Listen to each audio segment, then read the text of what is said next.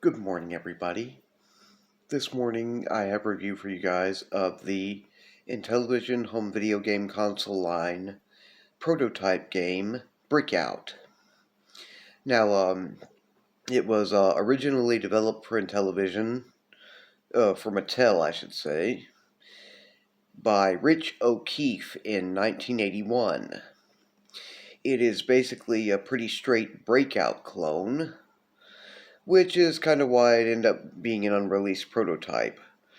Mattel ended up getting pretty worried that Atari would sue them over the whole deal, so it just went unreleased.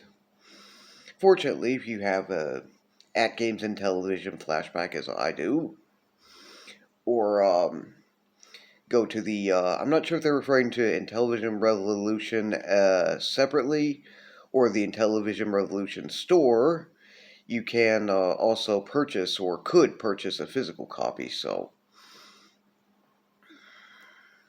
it is actually available and playable. Anyway, I have it personally to emulate via my At Games IntelliVision flashback, and well, it's not a terrible game by my standards. So I'm going to go ahead and get us set up, and we're going to take a look at some gameplay.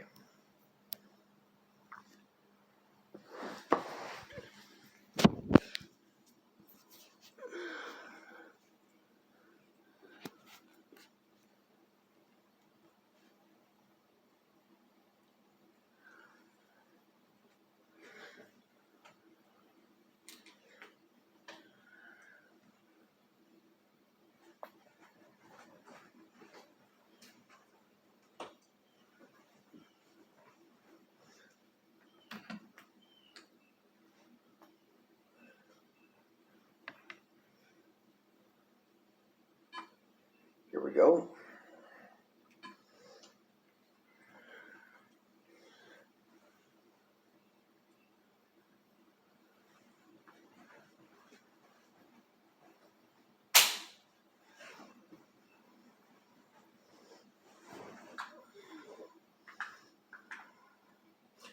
Okay, so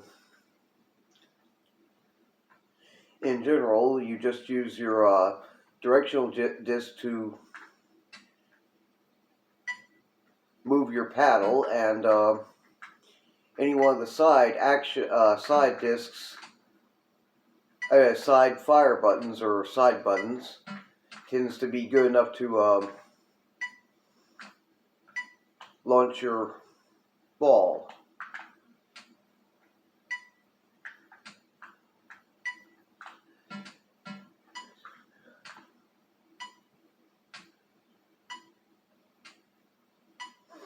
Unfortunately, the IntelliVision has only its own type of controllers, which were pretty adequate for every type of game, mostly, but not entirely.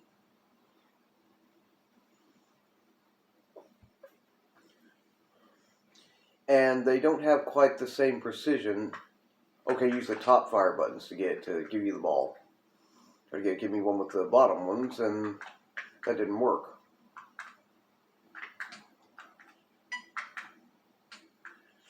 Anyway, the IntelliVision's controllers lack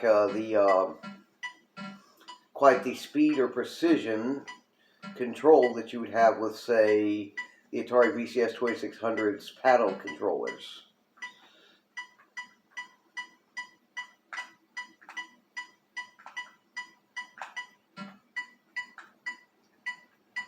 They just don't have the same rotary features. Also, the game has, because what I see after a bit, but kind of like the progressive version of, or progressive gameplay option of Super Breakout, once you defeat one maze of bricks, it basically just scrolls to the next. Until you run out of balls and thus lives to keep playing with. You guys probably saw it apparently usually like around 20 to start with.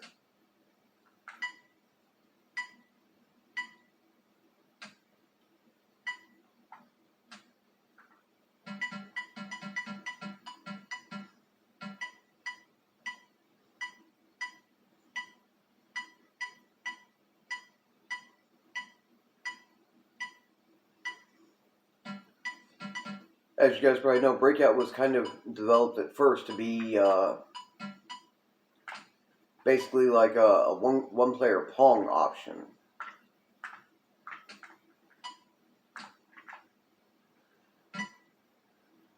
As Pong itself is typically a two-player game, and that's also mostly true of the various variants and Pong clones out there.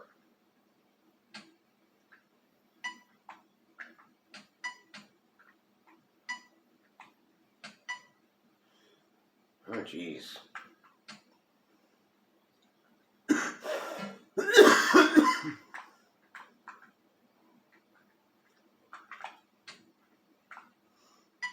As you can probably see, I'm not the best Breakout or Brickout player.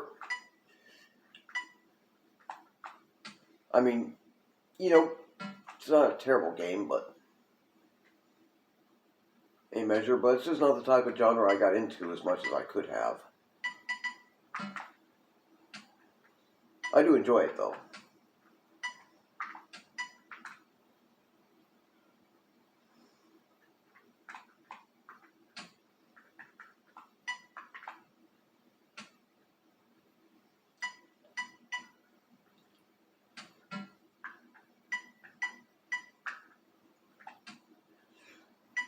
It makes sense that Mattel wanted to have this developed back then because, quite frankly, Breakout by Atari ended up being, despite it being the simplicity and also being a obvious variation, like a single player variation on Pong, well, it still turned out to be a very popular game for its day.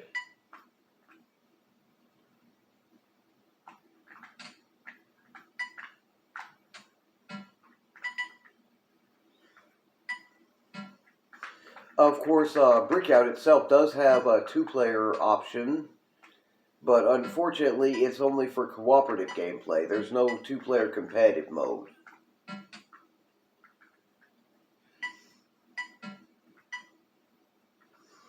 Then again, with the way that the IntelliVision's philosophy was for bringing people together and all that, that kind of makes sense for the something on the IntelliVision with Mattel having that particular philosophy of things towards gaming and all, but still, if you're thinking ahead, be like, yeah, a lot more people are going to want to compete against each other rather than cooperatively play together.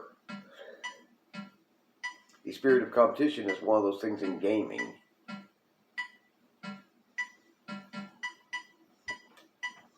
One of those things I think with the IntelliVision, a lot of times Mattel, how do you say, for some reason, just didn't seem to completely understand. Kind of like how they probably would have understood, if they knew they were doing with that a lot of people are out there who are single solitary gamers and don't have a second player to play games requiring two players with no single player option. I get what they were trying to do, but it was maybe not the best move considering, like I said, there's some gamers like myself who aren't going to have a second player, don't care about finding one, and might have been kind of turned off by those games because, well, obviously, requiring a second player for those games and not having one is going to be an impediment.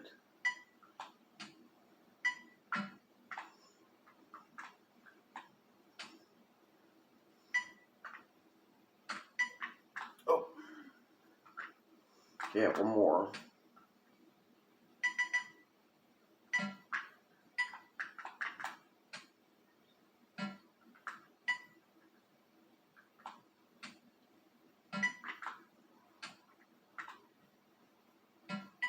The graphics and sounds are decent, It reminds me of what you might be expecting sound-wise, and graphics-wise, this is pretty nice looking.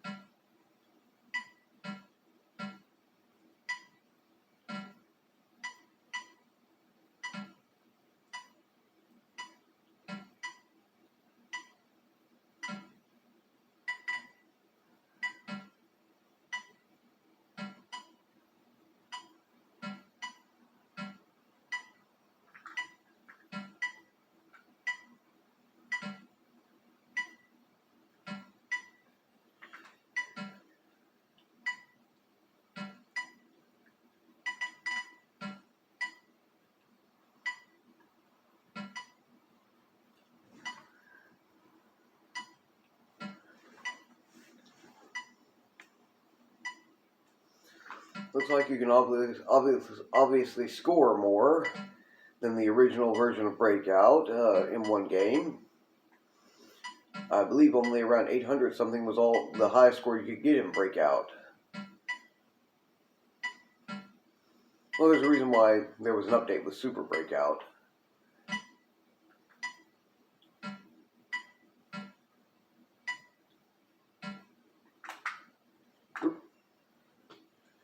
And it gave me a rating of good, 906 points.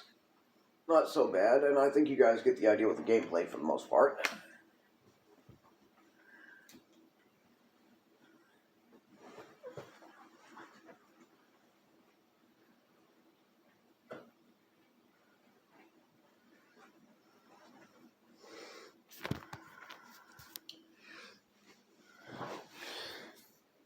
Okay, so that was Brickout, a 1981 unreleased prototype game for the IntelliVision home video game console line.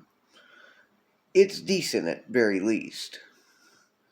Maybe not everybody's cup of tea, but like I was saying, Breakout itself was quite popular, so it makes sense that Mattel was actually working on something like this.